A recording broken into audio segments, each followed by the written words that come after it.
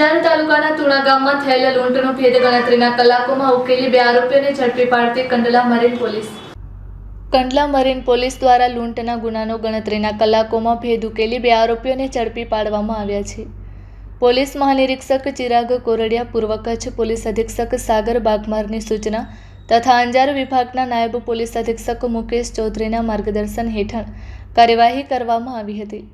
Kandla marine police સ્ટેશનમાં નોંધાયેલા લૂંટના ગુના મુજબ તુણા વિસ્તારમાં આરોપીઓએ ફરિયાદી વૃદ્ધાના ઘરમાં પ્રવેશ કરી ધમકી આપી લૂંટ ચલાવી હતી.